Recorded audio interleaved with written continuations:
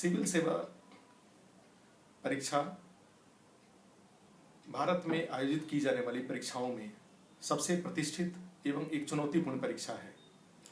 इस परीक्षा में शामिल होने के लिए किसी भी विषय में स्नातक होना जरूरी है।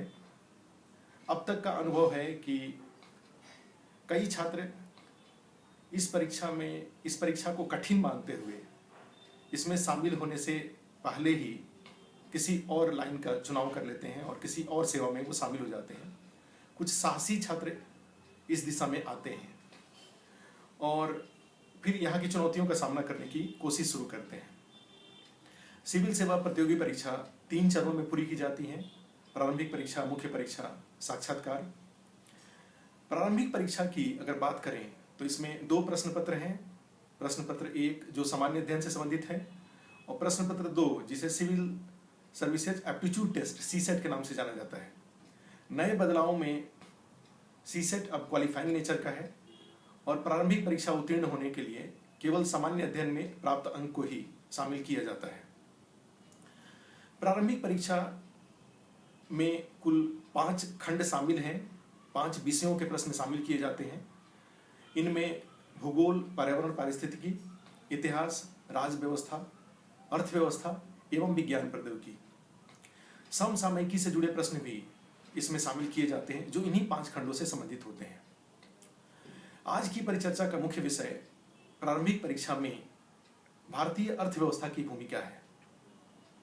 यह खंड इंपॉर्टेंट है, उपयोगी है और विगत वर्षों के प्रश्नों का अवलोकन करने से कुल 20 से 25 प्रश्न इस खंड से शामिल किए जाते हैं प्रारंभिक परीक्षा के प्रश्न पत्र में। इन 20 प्रश्नों को सही किया जाए और प्रारंभिक परीक्षा उत्तीर्ण करने में इस खंड की भागीदारी सुनिश्चित की जाए। इसके लिए जरूरी है, अन्य खंडों के लिए भी जरूरी है कि तैयारी की रणनीति निर्धारित की जाए, वो रणनीति सही हो। और मुझे लगता है कि रणनीति दोनों तरीके से संभव है, स्वाध्ययन के माध्यम से भी और विशेषज्ञ शिक्षकों के सहयोग और सानिध्य से भी। दोनों तरीके में मैंने अपने अवलोकन से देखा है कि 5 चरण में अगर रणनीति बनाई जाए तो एग्जाम हॉल में प्रश्न सही होने की संभावनाएं बढ़ जाती हैं। पहले चरण में सटीक पाठ्यक्रम का निर्धारण, क्या पढ़ें क्या छोड़ें के आधार पर। दूसरे चरण में पाठ्यक्रम के लिए सारगर्भित विस्तृत गहराई लिए हुए अध्ययन सामग्री का निर्धारण। तीसरे चरण में संबंधित विषय, संबंधित सामग्री की समझ और चौथे चरण में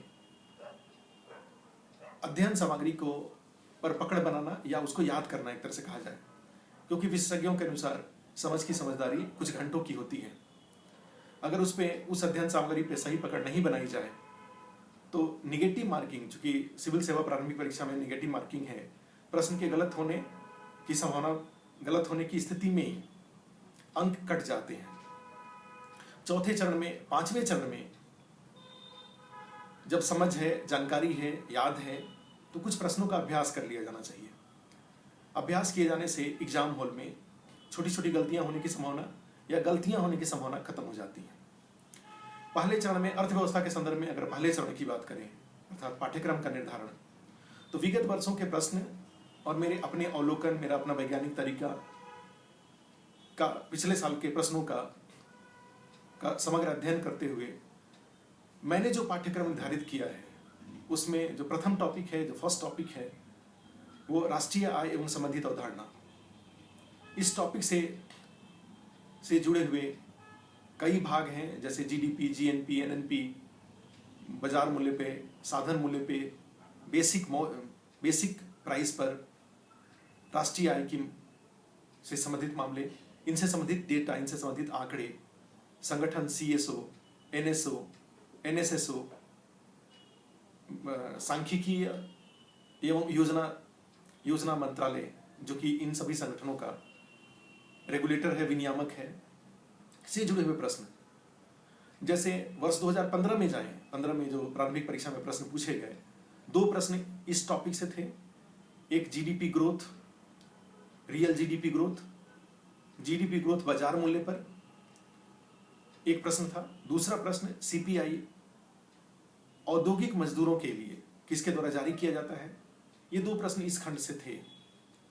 जो इसके बाद का टॉपिक है मुद्रा एवं बैंकिंग, इंपॉर्टेंट टॉपिक है, लेकिन संघ लोक सेवा आयोग द्वारा इसे केवल प्रारंभिक परीक्षा में शामिल किया गया है। इस खंड से मुख्य परीक्षा में प्रश्न नहीं आते हैं। प्रारंभिक परीक्षा में इस टॉपिक से 5 प्रश्न आए हैं वर्ष 2015 की परीक्षा में। इस टॉपिक को 2 भागों में बांटा जाता है, मुद्रा बाजार, पूंजी बाजार। मुद्रा बाजार का बाजार बैंक है, मुख्य रूप से बैंक है। पूंजी बाजार का बाजार शेयर बाजार है, मुख्य रूप से शेयर बाजार है। अन्य विषय भी, अन्य भागीदार भी हैं। मुद्रा बाजार का विनियामक आरबीआई है, शेयर बाजार का विनियामक सेबी है, और दोनों से संबंधित विस्तृत आयाम हैं जहां से प्रश्न बनते हैं। आरबीआई, उसका गठन, उसके कार्य, मुद्रास्फीति, उसी तरह से भारत में बैंकिंग विकास क्रम, बैंकिंग सुधार, वित्तीय क्षेत्र से संबंधित सुधार। बजट 2016-17 में जाएंगे तो बजट में आरबीआई से संबंधित 3 प्रमुख सुधार प्रस्तावित हैं, जैसे एमपीसी का गठन, deeper bond market, to create deeper bond market, treasury bill से संबंधित कई सारी तथ्य इसमें हैं। बेसेल मानक है, वित्तीय समावेशन है, जनधन योजना है, या उसी तरह से चाहे तो रुपए कार्ड है। बैंकिंग क्षेत्र के संदर्भ में नई नई समितियां हैं, उन समितियों के सुझाव किस प्रकार उपयोगी हैं, किस प्रकार लाभकारी हैं। तो ये सारे खंडों से जुड़े हुए ये सारे खंड इस टॉपिक के भाग हैं। और वर्ष 2015 में जो 5 प्रश्न पूछे गए, एक प्रश्न मौद्रिक नीति और संबंधित घटक, दूसरा एसएलआर और एसएलआर का प्रभाव, तीसरा मुद्रास्फीति, चौथा बेसेल मानक, और 5वां प्रश्न जनधन योजना के बारे में। जो अगला टॉपिक है सार्वजनिक वित्त। सार्वजनिक वित्त केंद्र सरकार की आय एवं व्यय से संबंधित होता है, बजटीय प्रक्रिया इसका भाग है। विभिन्न प्रकार के घाटे, वित्त आयोग, काला धन, ये सब इसके भाग होते हैं। वर्ष 2015 में इस टॉपिक से जुड़े हुए 3 प्रश्न पूछे गए। एक प्रश्न टैक्स जीडीपी रेशियो, जीएसटी और बाकी आगे के लिए जानना जरूरी है। टैक्स जीडीपी रेशियो का प्रश्न था, विभिन्न प्रकार के घाटे और उसको दूर करने के लिए कौन कौन से उपाय हैं। और तीसरा 14वें वित्त आयोग के द्वारा दिए गए सुझाव। अगला टॉपिक कृषि का है, और कृषि से 2 प्रश्न पूछे गए, गन्ना मूल्य नीति के संदर्भ में, और दूसरा कृषि उत्पादों के विपणन बाजार को विनियमित करने के लिए कौन सा कानून प्रचलित है। उद्योग अगला टॉपिक है। फिर विदेश व्यापार, भुगतान संतुलन, मुद्रा परिवर्तनता, विदेशी निवेश से जुड़े हुए प्रश्न पूछे गए। मुद्रा परिवर्तनता का क्या तात्पर्य है, उसके क्या सही विकल्प होंगे, ऐसे प्रश्न थे। अंतर्राष्ट्रीय वित्तीय संस्थाओं से भी संबंधित प्रश्न थे। योजना आयोग, नीति आयोग से भी जुड़े हुए प्रश्न पूछे गए।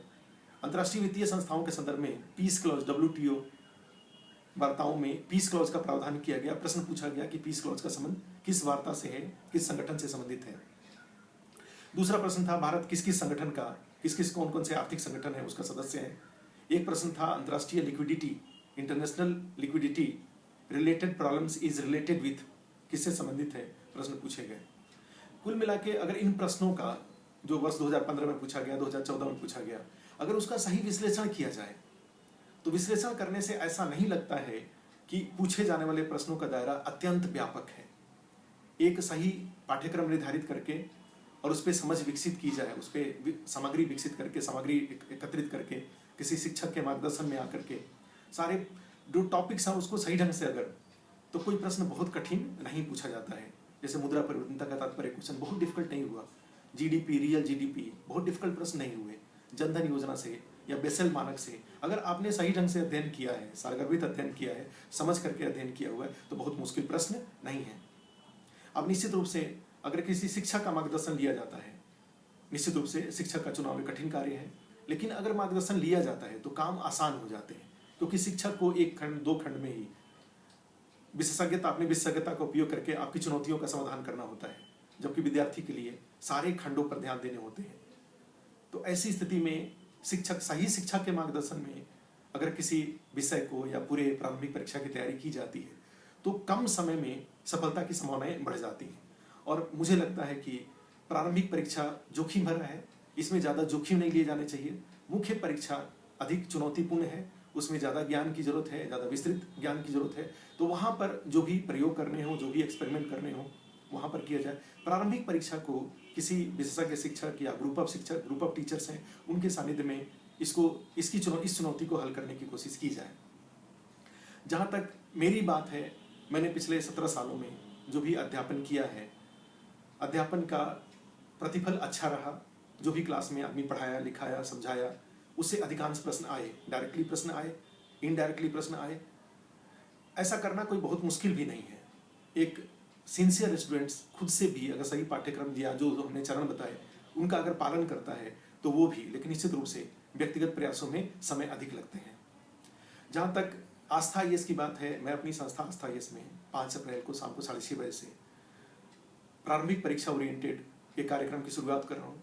उस शुरुआत भारतीय अर्थव्यवस्था से है, और मुझे लगता है कि जो पढ़ाने का तरीका है, समझाना, लिखवाना, प्रश्न का अभ्यास कराना, उससे वर्ष 2016 की प्रारंभिक परीक्षा में अधिकतम प्रश्न आ जाएंगे, अधिकतम प्रश्न सरल हो जाएंगे, सही हो जाएंगे और परीक्षा उत्तीर्ण करने में प्रमुख भागीदारी निभाएंगे।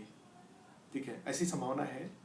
और मैं जो दिल्ली में छात्र रह रहे हैं, उनसे उम्मीद करता हूं कि वो उस कार्यक्रम में आएँ, भागीदारी करें। निश्चित रूप से जो दूर दराज के क्षेत्र, जो दिल्ली नहीं आ सकते, दूर दराज के क्षेत्रों में रहने वाले छात्र जो दिल्ली नहीं आ सकते, उनके लिए इस प्रकार के वीडियो की सीरीज में जारी रखूंगा। अगली परिचर्चा में भारतीय अर्थव्यवस्था की मुख्य परीक्षा में भूमिका, विज्ञान प्रौद्योगिकी की प्रारंभिक और मुख्य परीक्षा में भूमिका, प्लस आगे जब नियमित कक्षाएं प्रारंभ हो जाएंगी तो कुछ इंपॉर्टेंट खंड हैं, कुछ इंपॉर्टेंट टॉपिक हैं, उसके रेगुलर क्लास का वीडियो भी मैं अपलोड करूंगा, जिससे कि दूर दराज के क्षेत्रों में बैठे हुए लोग चुनौतियों का सरलता से समाधान कर सकें। इंटरनेट आज सब जगह उपलब्ध है, वहाँ से यूट्यूब के माध्यम से अपनी चुनौतियों को हल कर सकते हैं, जो उपलब्ध अध्ययन सामग्री होंगी। वर्तमान में यहीं पर इस चर्चा का विराम देता हूँ। आगे फिर दोबारा नई चर्चा के साथ आपके सामने। धन्यवाद।